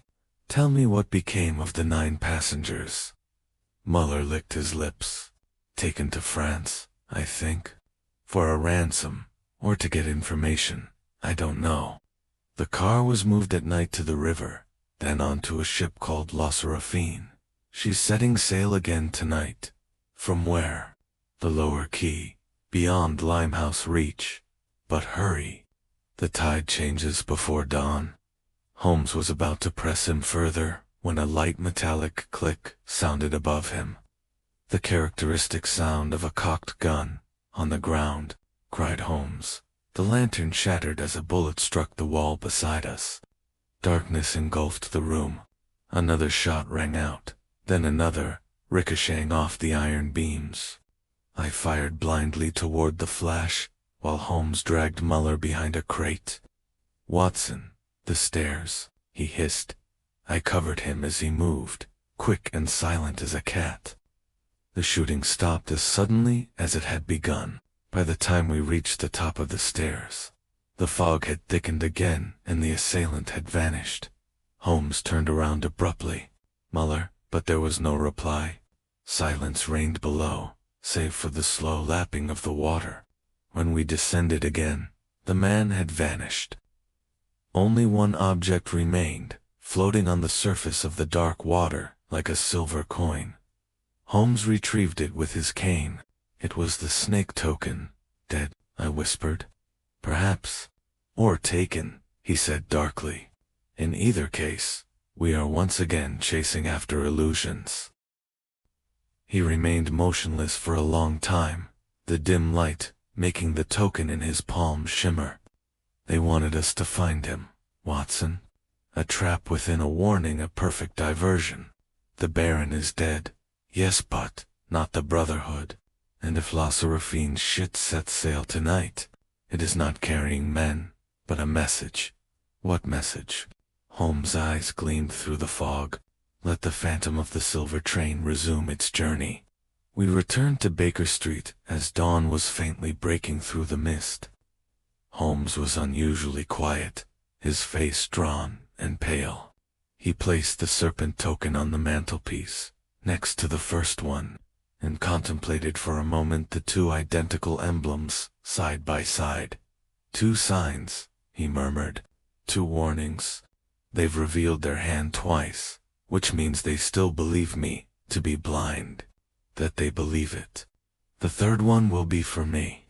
Then, without another word, he turned to his desk and began to write a telegram, his pen scratching furiously across the page. I only heard the last few words before he folded it to send it to the Admiralty. "Immediate search, vessel Seraphine. En route from Limehouse Reach. Discreet interception." He sealed the document and turned towards me with that strange and fierce calm that always heralded the outcome of his deductions. "Watson," he said, "we have been following shadows on the wall. Now let us find the fire that casts them." Chapter 8. Holmes' Planet was the morning after our adventure at All Hallows. Yard that I fully grasped the gravity of the undertaking Holmes had embarked upon. I awoke to find him sitting at the breakfast table, not in his usual dressing gown, but in the coarse, greasy clothes of a dock worker, his face already blackened by pigment, and his features subtly altered by the use of wig, glue, and a fake scar that gave him an air of unsettling menace. "You're up late, Watson," he said, with a touch of amusement. "I didn't have the heart to wake you, though I've been at my toilette since dawn." "Holmes," I cried. "Good heavens, what a farce!" "Just a precaution," he replied, examining the edge of his fake mustache in the mirror. "Our adversaries are hunting down the one who betrayed their secret, not the dock worker who works for them. Tonight, I intend to be employed among them." "You can't mean—" "I mean," he said softly, "to put myself in their hands." He spoke with that calm which, in him, signified absolute resolve. It was a tone I had already heard on the edge of the Reichenbach, at the edge of the precipice, and it chilled my blood while filling me with an admiration mixed with reticence. "Holmes," I protested, "you've seen what they're capable of. This Brotherhood has murdered without hesitation, destroyed evidence, made men disappear from sealed cars." "That's precisely why I need to meet them on their own turf," he interrupted. "They move invisibly through the Watson maze, because no one dares venture there. Yet it's by following those paths that you find the center. Remember, a spider only senses what trembles. On its website to catch it, you first have to be mistaken for a fly." By noon, his preparations were complete. He had obtained, God only knows through what underground channels, a forged dock pass bearing the name James Armitage. He had a job as a laborer and a letter of recommendation for a foreman at the Limehouse docks. He took the snake-shaped token he had recovered from Muller out of a drawer and threaded it around his neck with a thin leather cord. "This will serve as my passport," he said darkly. They'll recognize the symbol, and they'll take me for one of their own. You mean go alone? For the first step, yes. But I'll need your help later tonight. You'll stay nearby, armed and vigilant. As soon as I give you the signal, you'll come, without asking any questions. Understood? I nodded, my heart heavy. I had followed Holmes into many dangers, but never had I seen him engage in them with such a sense of sacrifice. He shook my hand briefly. Have faith, Watson. They can fool the world, but not me or you. Before the end of this night, we will know the truth about the phantom. With that, he left the room, and I watched him through the window disappear into the swirling fog.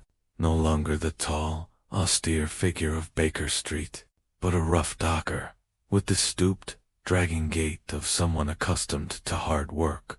Evening fell early, and the fog thickened again along the river. I took up my post at the agreed-upon spot, a small inn overlooking the quay, where the heavy air was thick with the smell of salt and damp ropes. From my corner, I could see the outlines of the warehouses and, beyond them, the dark water. Somewhere in this ghostly labyrinth, Holmes moved, unseen and unaided, among the very men we were hunting. The hours dragged on. 9 o'clock passed, then 10. I was beginning to fear something terrible had happened when the door suddenly burst open, and a street urchin, dressed in rags, slipped inside an abandoned, tattered child who could have been one of the countless messengers Holmes employed in his street army. The boy approached my table and thrust a folded piece of paper into my hand. All is well. Wait at the river gate at midnight. Bring a revolver. AF. The initials were the ones he always used in his disguises. I paid the boy, hid the bill, and waited patiently for the next 2 long hours. At midnight, I arrived at the agreed-upon spot, a narrow gate leading from the quay to the riverbank. A thick fog enveloped the river, whose pale expanse was disturbed only by the glow of a distant lamp or the faint lapping of a passing tugboat. Only the lapping of the water against the pilings managed to pierce the silence. I waited, revolver at the ready, my nerves on edge. Suddenly, in the darkness, a soft creak of a door and the murmur of furtive footsteps. A figure emerged, draped, hooded, but unmistakably tall and upright. Holmes. Easy, Watson, he murmured. They're less than 50 meters away. He quickly led me along the dike to a small wooden jetty, where a barge was moored, half hidden by the fog. A faint light filtered from its cabin. Holmes gestured for me to crouch beside him, behind a stack of barrels. There, he murmured. Do you see the men in the hut? The one with the lantern is their leader tonight. I heard him speak. His name is Borodina, chemist and engineer, originally from Odessa. He reports directly to the Brotherhood. In that hut is the ledger, the record of their operations. We'll have it before the night is over. How do you plan to obtain it? By purchase, said Holmes, his smile turning sinister. They take me for a messenger sent by their council, bearing the serpent's head as proof of authority. I have promised payment in gold for the account book. As soon as they present it to me, I will signal you. Then we will strike. Before I could reply, he stood up and stepped into the light. The transformation was extraordinary. The scholar and gentleman I had known were gone. In his place stood a rough, scarred plowman, whose every move betrayed cunning and brutality. He stepped to the cabin door and knocked twice in a strange rhythm. It opened cautiously. A man's voice, heavily accentuated, asked, "The sign." Holmes takes the token out of the snake and brandishes it. "The Brotherhood remembers," he said in a low, guttural voice. A murmur of gratitude answered him. "Come in, brother." He entered, and the door closed. I waited, in unbearable anguish. The minutes seemed like hours. Faint voices reached me through the fog, hoarse, guttural, alternating between English and a Slavic language. I thought I heard a cry, immediately stifled, and my hand tightened on the revolver. Suddenly, a flash of light appeared at the cabin window, the agreed signal. I stood up for a moment, crossing the jetty in 3 strides. When I reached the door, it suddenly opened from the inside, and Holmes stumbled out, grappling with a broad-shouldered man wearing a mask. Another man rushed at me, a knife in his hand. I pulled, and he fell. The first man broke free and jumped overboard with a loud splash. Inside, the cabin was a complete mess, overturned furniture and scattered papers. On the table lay the object of Holmes's quest, a thick ledger bound in red leather and adorned with the same serpent symbol. Holmes seized it, panting but triumphant. "Quickly, Watson, before they return." We reached the embankment and disappeared into the fog, just as a shout rang out behind us. Gunshots rang out, but the mist swallowed both the sound and the sight. Within minutes, we were safe and sound in a taxi heading towards Baker Street. Once there, Holmes locked the door and lowered the blinds before placing the ledger on the table. He remained silently contemplating it for a long time, then said softly, "Watson, this book holds the key to the entire conspiracy. The names of the Brotherhood members, the fate of the silver train, and perhaps even the identities of the 9 who disappeared with it.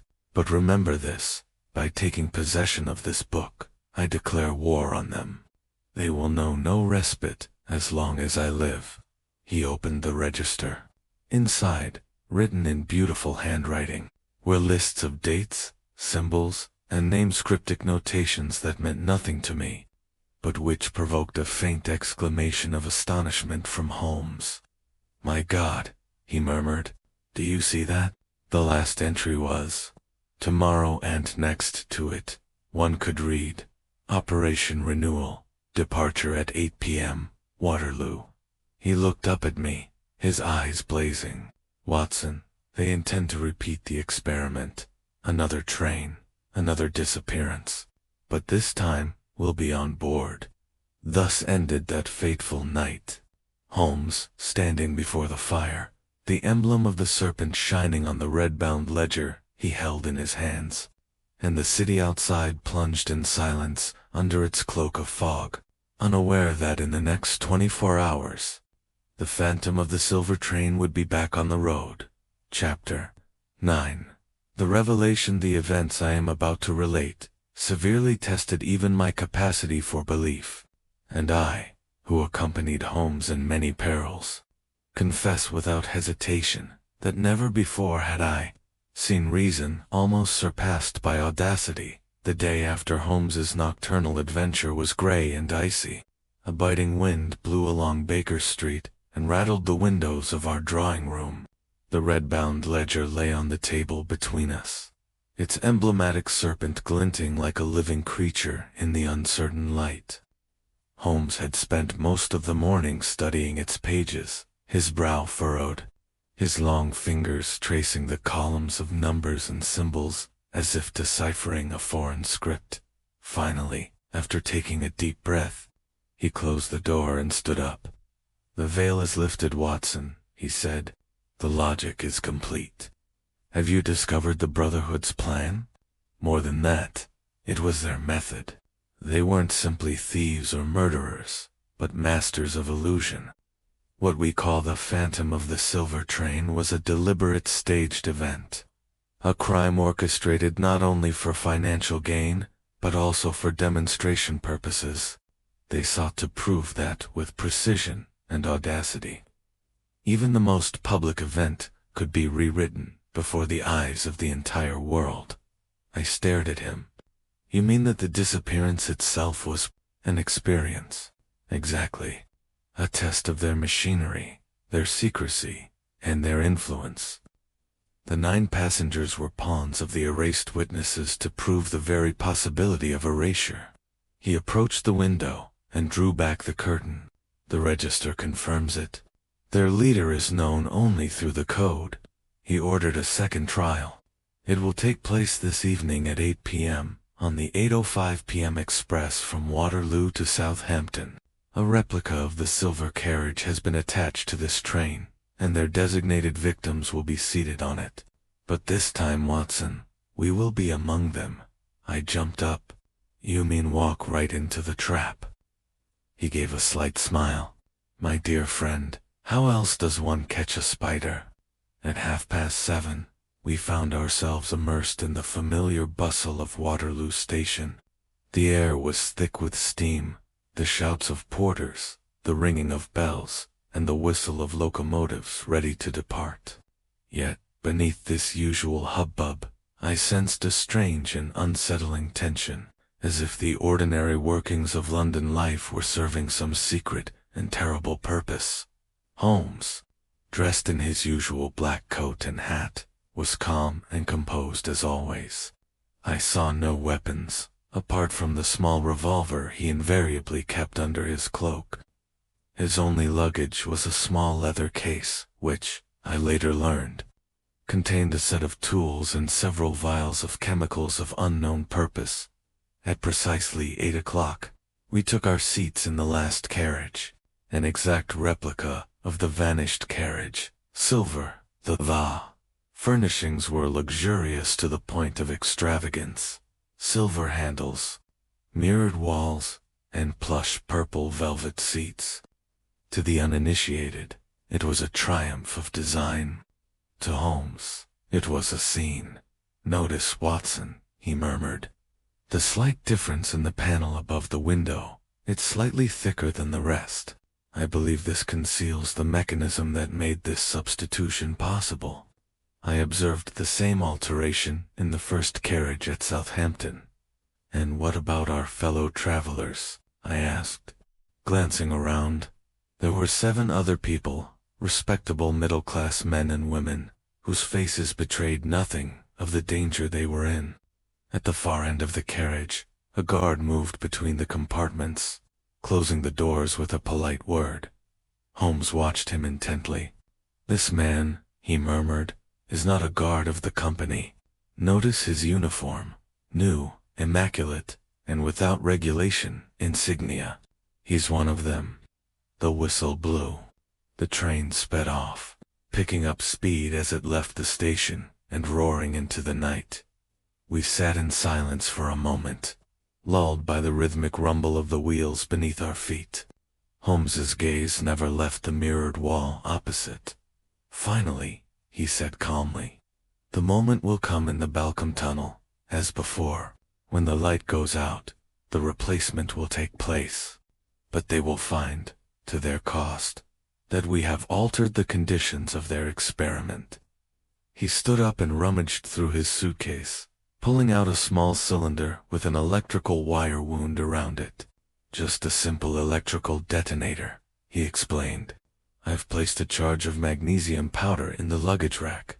At nightfall, it will provide highly effective lighting. Before I could reply, the train plunged into the tunnel. Instantly, all the lights went out.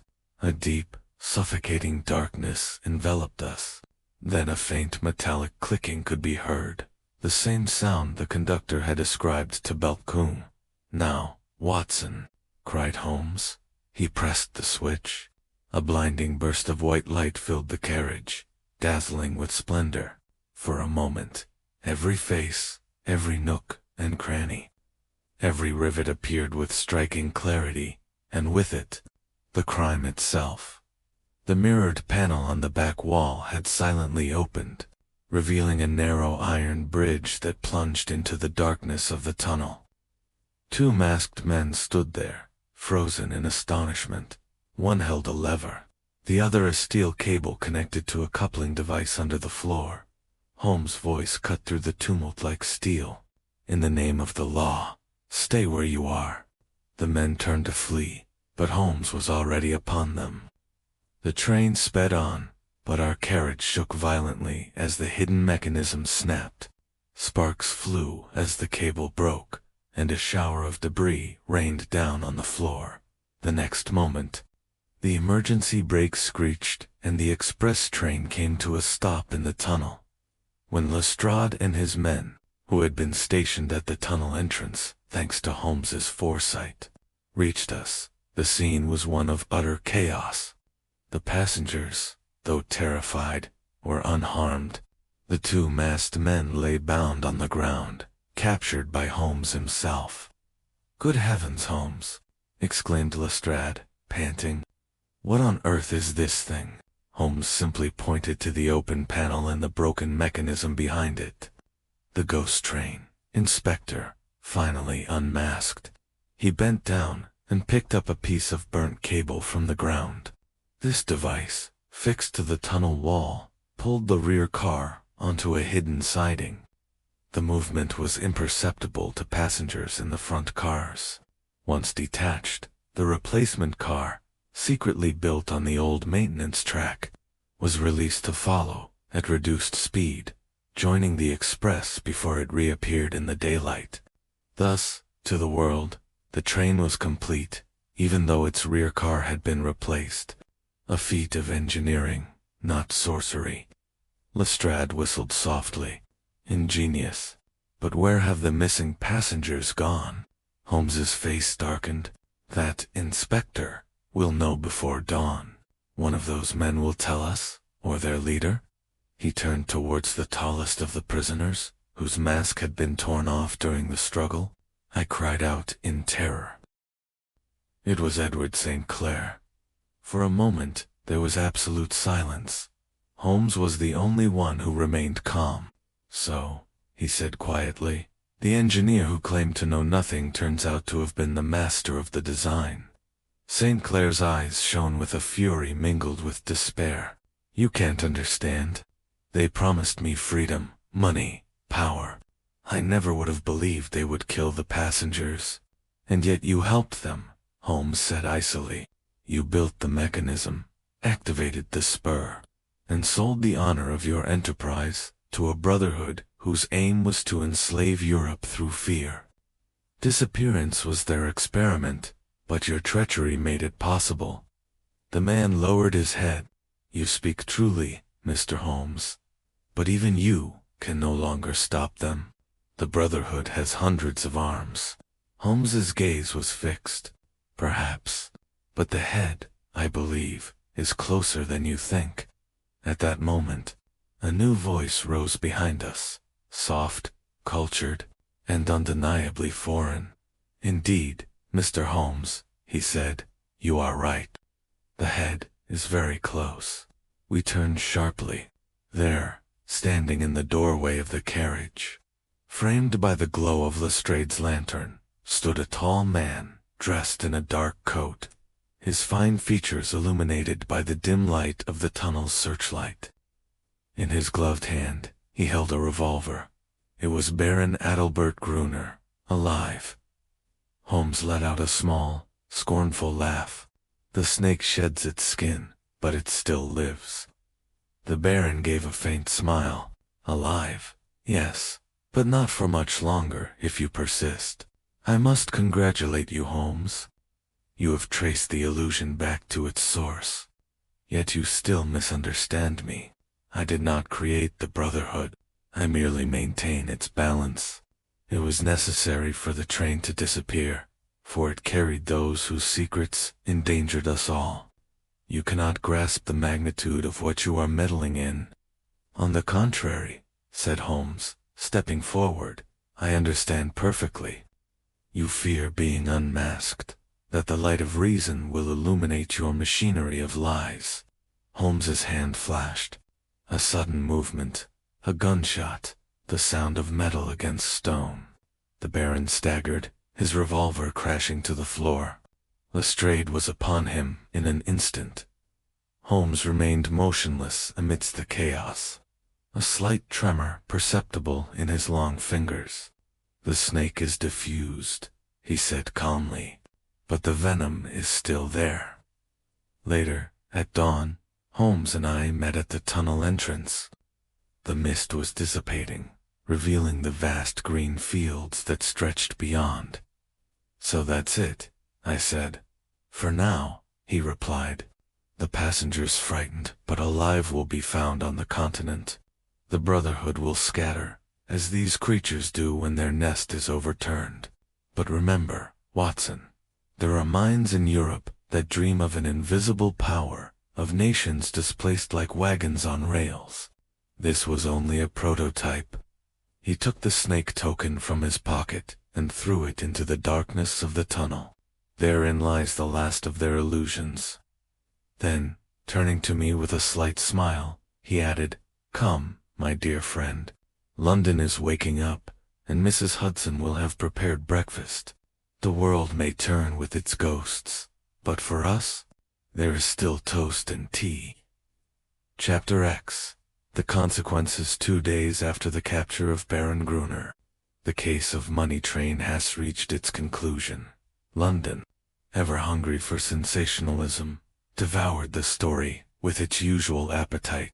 Newspapers hailed it as the most astonishing crime of the century, while the editor of the Times declared, with delightful accuracy, that no fiction from the imagination of Mr. Conan Doyle could equal the realities brought to light by Mr. Sherlock Holmes. Holmes, for his part, greeted the praise from the press with his usual indifference. "I don't solve crimes for the simple pleasure of ... public gratitude, my dear Watson," he said with a slight smile, "nor out of a thirst for notoriety. I do it because, in the geometry of lies, there is no angle as sharp as the truth." The morning after Gruner's arrest, Holmes and I went to Scotland Yard, where Lestrade was waiting for us with the satisfaction of a man whose superiors had been forced to congratulate him. The inspector greeted us with a smile. "Well, Mr. Holmes, you've done it again. Gruner is behind bars. St. Clair has confessed everything, and we've recovered 7 of the missing passengers alive on a fishing boat off the French coast. As for the other 2, the French authorities are searching for them, but I dare say you've saved at least a dozen lives." "7 have been found," Holmes repeated in a low voice.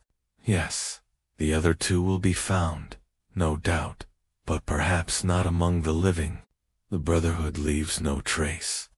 Lestrade hesitated.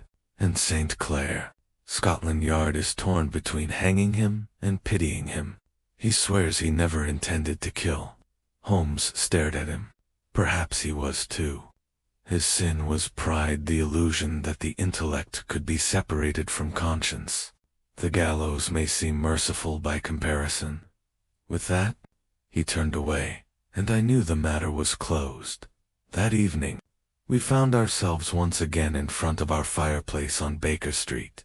The familiar smells of tobacco, shoe polish, and damp wool from the fog hung in the air. Holmes sat in his usual armchair, the red register open on his lap. I had expected him to burn it, as he had done with other incriminating documents, but he examined it at length before speaking. "Do you remember, Watson?" he said finally. "The words written on that scrap of paper we found in the archives room. The balance must be maintained." This sentence troubled me more than any code or mechanical puzzle. "I remember that well," I replied. "And you think that's their credo?" "Yes, but also their madness." He leaned forward, his fingers clasped together. These men spoke of imbalance, yet their actions were those of chaos. They sought to prove that nothing, not even reason, not even truth, was immune to manipulation, and yet, in doing so, they proved the opposite. For it is the smallest grain of truth, a grease stain, a folded map, a scratch under a seat, that betrays them irrevocably. Ultimately, the balance they sought was restored not through secrecy, but through revelation. He remained silent for a moment, staring at the fire. "Isn't it curious, Watson, how evil constantly strives to perfect itself and, by this perfection, ensures its own destruction?" There was a knock at the door, which interrupted us. Mrs. Hudson entered, carrying a telegram on a tray. Holmes took it, read it quickly, and handed it to me. "From Paris. The last 2 passengers were found alive near Calais. They are all safe and sound. Lestrade, I couldn't help but let out a cry of joy. So the matter is closed, without any bloodshed on our conscience. Holmes smiled slightly. The living, yes, but the dead remain our masters. Remember Muller, that frightened engineer who tried to betray them and paid dearly for it. Remember the guard who vanished without a trace, the watchman murdered in silence. Their ghosts will walk beside us, Watson, reminding us that knowledge without morality is the most formidable weapon of all. He rose and began pacing the room in front of the hearth, his shadow cast against the wall. It's strange to think that this whole monstrous edifice, this brotherhood of illusion, began with a simple experiment in deception. A train disappeared. A story was born. But those who build their empires on lies should never fear the moment when the truth comes out. For now, we have lit the gaslight on their darkness. But believe me, the world is becoming more mechanized every year. The day will come when such illusions will no longer be woven by criminals, but by nations. Surely, Holmes, I protested. You're exaggerating. He paused by the window, gazing down at the dimly lit street below. Perhaps, he said softly. And yet, imagine, Watson, a time when science will make it possible to erase something not only from sight, but from history. When truth itself can be manipulated by machines. The ghost train is but a foretaste of what might come to pass. We remained silent for a moment, the fire crackling softly in the fireplace. Finally, he turned away from the window, his expression brightening. Come now, my dear friend. We have spent too long among snakes and shadows. Bring your revolver and stethoscope. There is a man in the East End, suffering from a very unusual case of intermittent paralysis, who might well be reasoned with. After all, it would be cruel to deprive London of its doctor, simply because its detective has taken to philosophizing. I laughed in spite of myself. You're incorrigible, Holmes. Without a doubt. But I'm also hungry. And so, as the fog lifted and the bells of St. Marylebone rang out the hour, we left Baker Street together, he, alert and enthusiastic once more, and I, reassured to know that whatever ghosts may haunt the age of reason, there would always be a mind to confront them logically, and a pen to bear witness.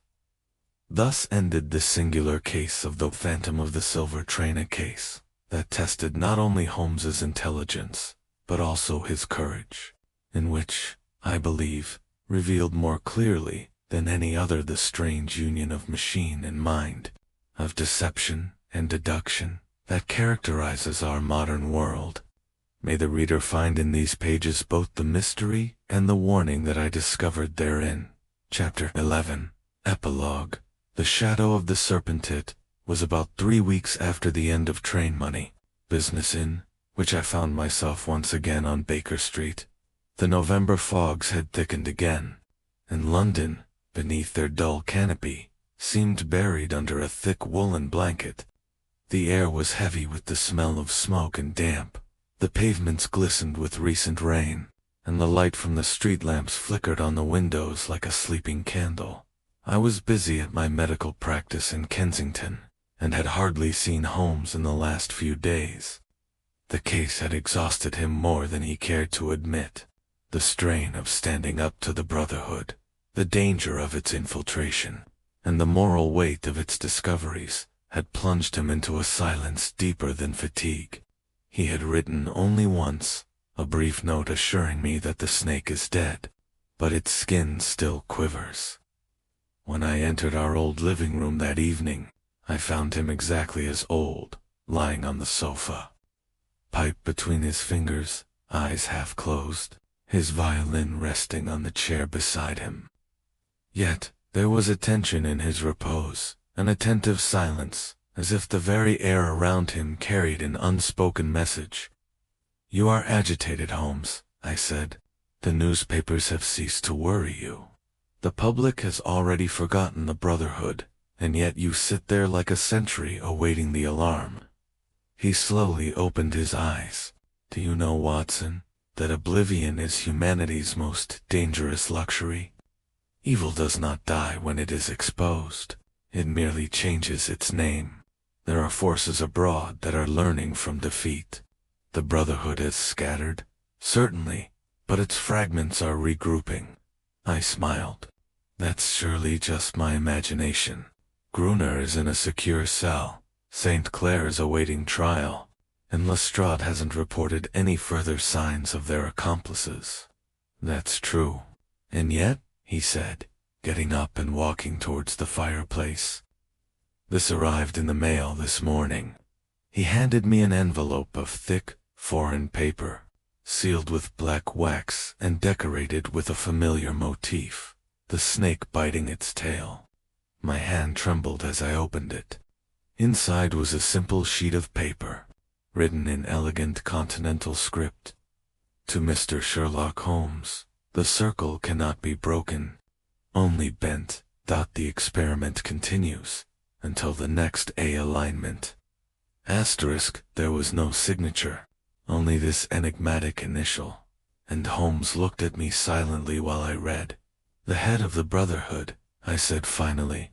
Do you think this letter is authentic? He took it from my hands and examined it in the light. The watermark is Austrian. The writing, though concealed, bears the slight angularity of the Germanic school.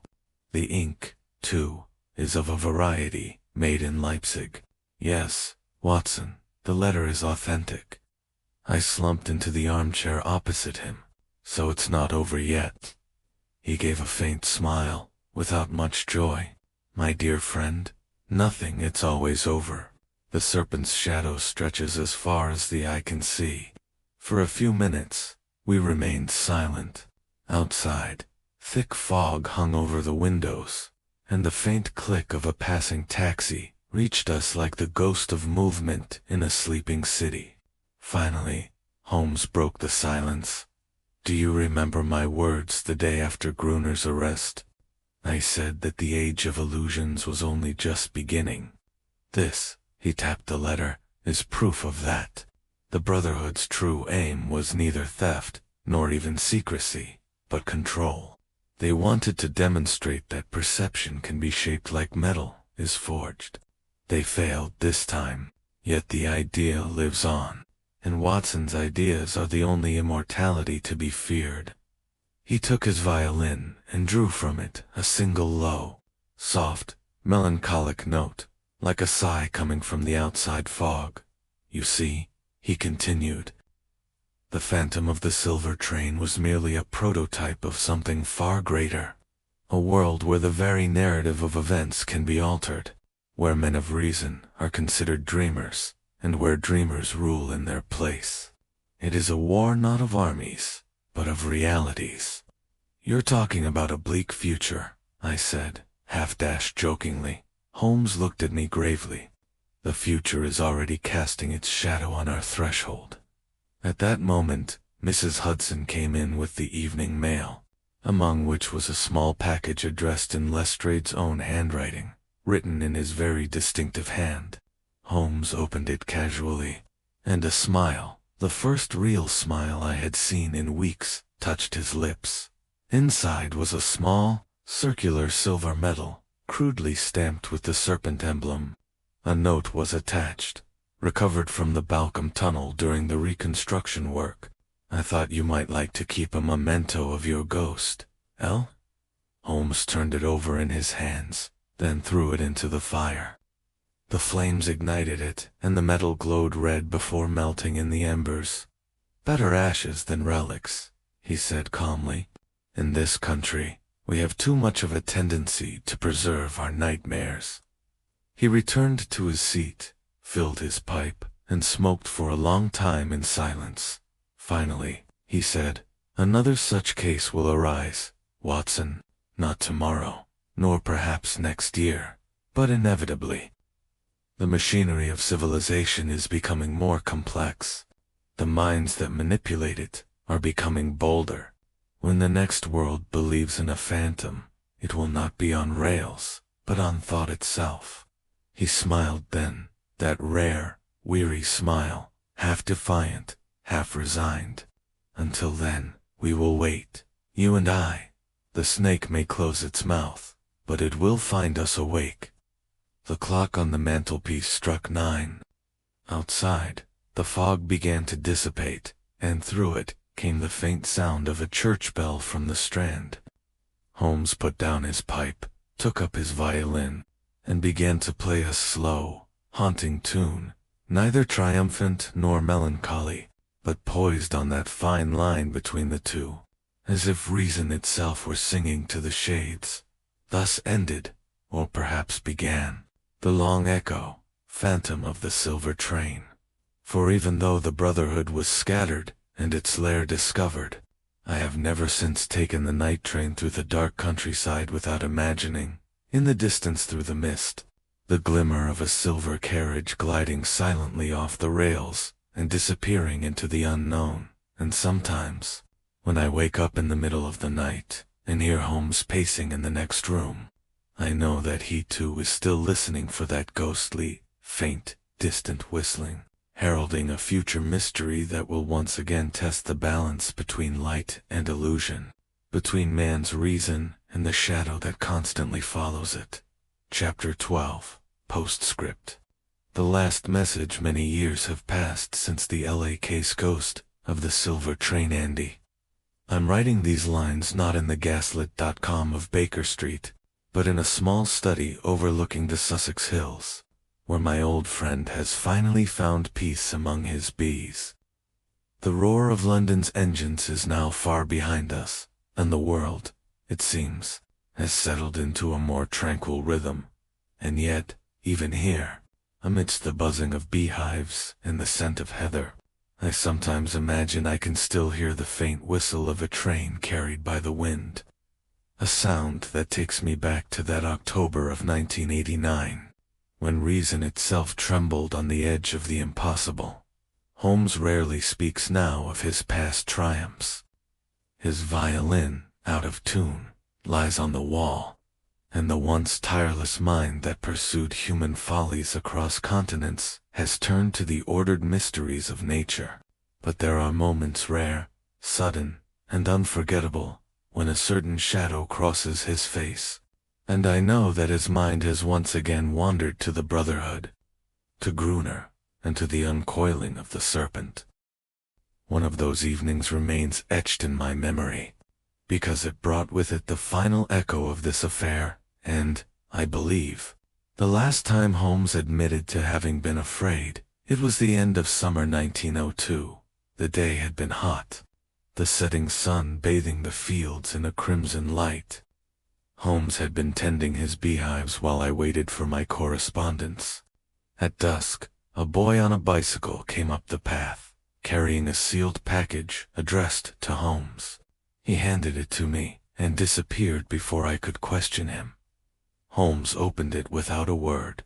Inside was a simple sheet of parchment, old and slightly yellowed, on which were written a few lines in fine, delicate handwriting. He read it silently, then handed it to me. It contained only these words: "The balance has shifted again. The circle reforms. Look east, towards the railway that never ends." And, beneath the signature, was the familiar emblem of the snake biting its tail. But this time its head was turned towards the top. Like waking up, I looked at Holmes with concern. This must be some kind of bad joke. He shook his head slowly.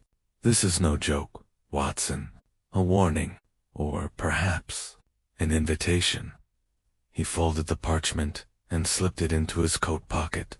"Do you remember what I told you that night? That the machinery of illusion would eventually outpace its creators? Well, it seems that day is drawing near. The endless railway that, my dear friend, can only mean one thing: the Great Eastern Network, currently under construction across Europe and Asia. The Brotherhood has found new tracks to run its phantoms on." His voice, though calm, had lost its usual confidence. For the first time in knowing him for so long, I thought I detected a tiny hint of apprehension. "And what will you do?" I asked. He smiled slightly. What can a man do when faced with a shadow that moves to the very rhythm of civilization? Observe, perhaps. Wait. Bees also build in circles, and sometimes it's better to let the hive devour its drones. He said little more about the letter, and in time, I came to believe he had forgotten about it. Yet, a few weeks later, upon my return from a stay in London, I noticed a curious absence on his desk. The parchment had vanished, replaced by an unstamped envelope, addressed in Holmes's own hand to my friend and columnist, Dr. John H. Watson. I never opened it. Holmes had left for London that morning, saying only that he had a little matter to settle concerning an old experiment. He returned 3 days later, thin and silent, with a slight bruise on his temple and a burn on his hand. When I questioned him, he simply said, "The snake is asleep again. Let's leave it alone." He never spoke of it again today. In recent years, as I watch him move among his beehives, his hands steady and his gaze serene, I sometimes wonder what kind of message that envelope could have contained. Perhaps nothing more than a farewell note. Perhaps the truth about the Brotherhood, or the name of the person who wrote the signed letter, and, whatever its contents, I have never found the courage to break its seal. Holmes entrusted it to me, and as long as I live, it will remain sealed. I have learned that there are mysteries that are not meant to be solved, but to be preserved in memory. When the wind picks up on the downs, and the sky darkens as evening approaches, I sometimes hear, in the distance, the long, muffled rumble of a train on invisible rails, the echo of the Silver Star Express, continuing his endless journey through the tunnels of time, and I think of my friend, who once transformed darkness into light by the sheer force of his intelligence and courage, and who, even now, listens for the faint sound of that phantom whistle, not with fear, but with that immortal curiosity which was, and will forever remain, the true essence of Sherlock Holmes. Thus ends the Chronicle of Sherlock Holmes and the Phantom of the Silver Train. If ever the serpent curls up again, and I have little doubt that it will, may there be, somewhere in England, another mind clear enough and another heart firm enough to face it in the light. Chapter 13. The last note written in the ledgerette is autumn 1910. And as I prepare to write what must be my final chronicle, I realize that memory has become as treacherous as the London fogs of my youth. So many cases, so many nights of peril and revelation, and yet, when I think of my old friend, it is not the thrill of triumph that returns to me, but the silence that followed it. Those moments when Holmes stood by the Baker Street window, his sharp profile silhouetted against the firelight, and said, half to himself, "The game is over, and yet it never ends." He left 3 years ago. The world, it seems, has changed. The horse-drawn carriage has given way to the automobile, and the telegraph to the radio. The London sky, once shrouded in fog, now hums with the crackle of electricity. Yet, despite all our modern inventions, the old shadows persist. There are still men who indulge in games of secrets and illusions, even if they now wield machines instead of mirrors, and weapons born of science rather than cunning. It was while sorting through my papers for a donation to the British Library that I came across the sealed envelope Holmes had left me during his final years in Sussex. I had kept it, as I wrote, untouched.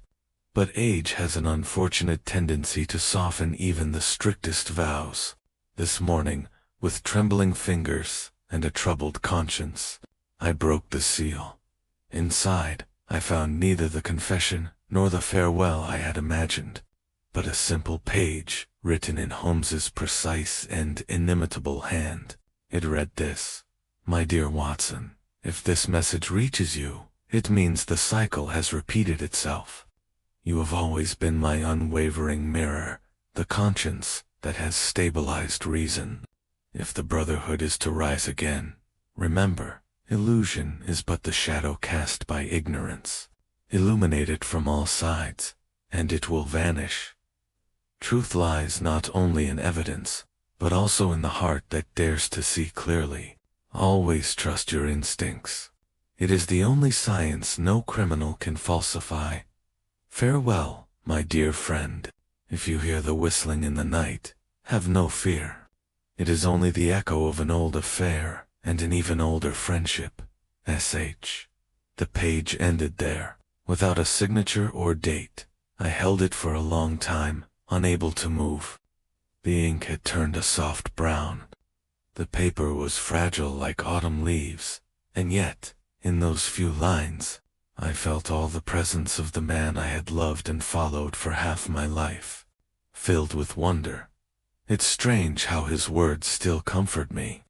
The world is noisier, faster, more uncertain, yet I often think Holmes foresaw it all. The new forms of deception, the machinery of lies, the phantoms not of iron and steam, but of thought and speech. He would have relished this challenge, I believe, and perhaps, had he lived, he would have shown us how to meet it. I sometimes now stroll along the quays at dusk, where the lamps glow dimly in the nascent mist. The river murmurs ceaselessly, and the trains continue to cross the bridge, their windows shimmering like shifting constellations. Some nights, when the wind blows favorably, I think I hear the faint, distant whistle, faint and haunting, and I remember a man who taught me that no sound, however ghostly, is inexplicable if one knows how to listen, and so I smile, for I can almost still see him, that tall, thin figure, with his piercing eyes and quick, sardonic smile, pacing through the fog in pursuit of an invisible logic, a violin under his arm, a clue in his pocket, and the light of understanding before him. Thus ends my story of the ghost of the silver train, the last and most haunting of all our adventures. It was neither the strangest nor the bloodiest mystery we had shared, but it was, I believe, the most prophetic a warning, written in smoke at the dawn of a new century. If these words ever happen to cross the eyes of another who loves the truth as he does, I ask only one thing. Remember that reason and compassion are not enemies, but twins. It is thanks to these two elements that Sherlock Holmes conquered the darkness, and as I lay down my pen for the last time, I like to think that somewhere beyond the noise of the living world, it continues to move silently, alert and a bit amused, following, as always, the thinnest thread of truth through the infinite fog.